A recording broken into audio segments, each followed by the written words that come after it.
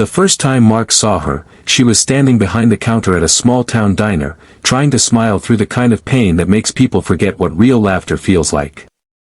Her name tag said Lila.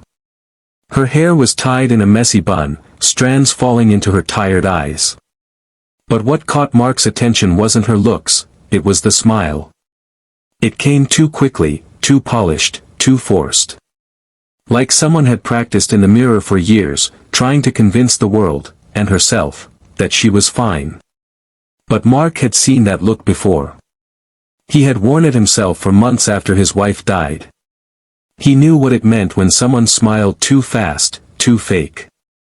Backhand index pointing. Right before we dive deeper into this story, if you believe in kindness, second chances, and the quiet strength of broken hearts healing, please like, comment, share, and subscribe to Kindness.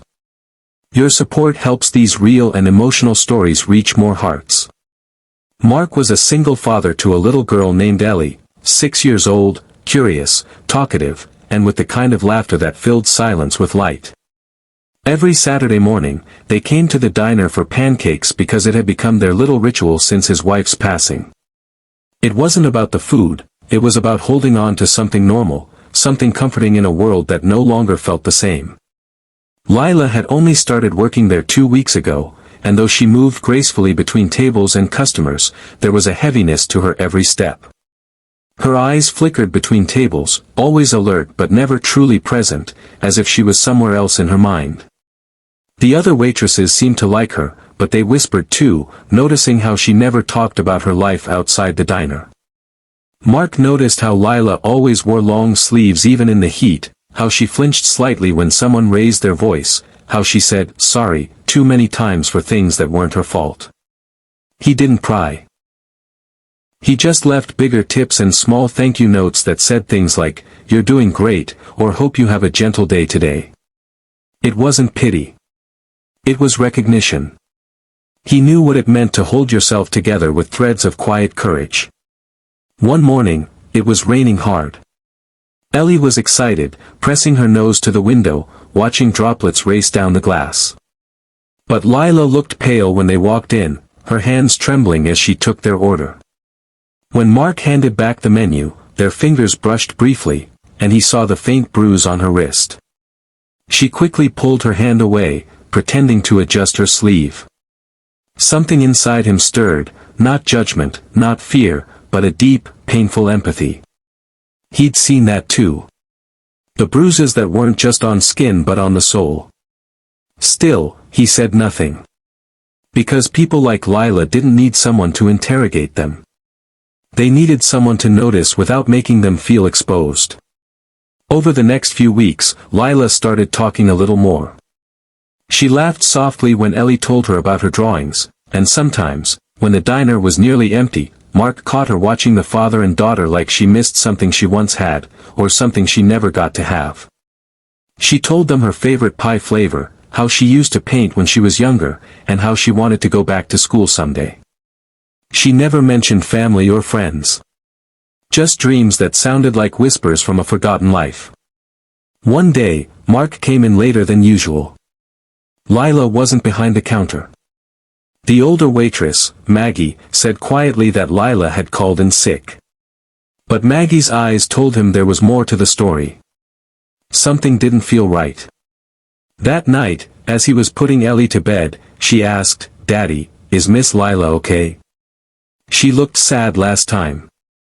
Mark hugged his daughter tightly. I don't know, sweetheart. But I hope she will be. The next morning, the diner was quieter than usual. Lila was there again, moving slower than before. There was a fresh cut on her lip, barely covered by makeup. She smiled when she saw them, but this time, Mark couldn't stay silent. After breakfast, he waited outside near her car. When she walked out, he said gently, You don't have to tell me anything. But if you ever need help, I'm here. No judgment. Lila froze, eyes wide, then looked away. Her voice was shaky. I'm fine. I just fell. It was the oldest line in the book, and both of them knew it. Mark nodded softly. Okay. But just so you know, you don't have to keep falling. He handed her a small card with his number. For anything. Even if it's just to talk. She didn't take it right away. But later that night, as Mark washed dishes, his phone buzzed. A single text, "Thank you." Over the next few weeks, their friendship grew in quiet, careful steps. Lila started joining Mark and Ellie after her shifts for short walks or ice cream by the park. Ellie adored her. Sometimes, Mark caught Lila smiling genuinely, slowly, naturally, like sunlight breaking through a storm. But there were still days she disappeared into silence, her phone turned off, eyes hollow when she returned. It was on one of those nights that Mark found her outside the diner, sitting in her car with her hands shaking. He tapped gently on the window. She looked up, tears streaming down her face. "He found me," she whispered. Mark didn't ask who. He didn't need to. He just opened the passenger door and said, "Get in.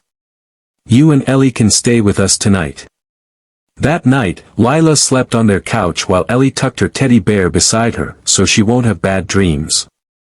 In the dim glow of the lamp, Lila cried silently, clutching the little bear like it was a lifeline.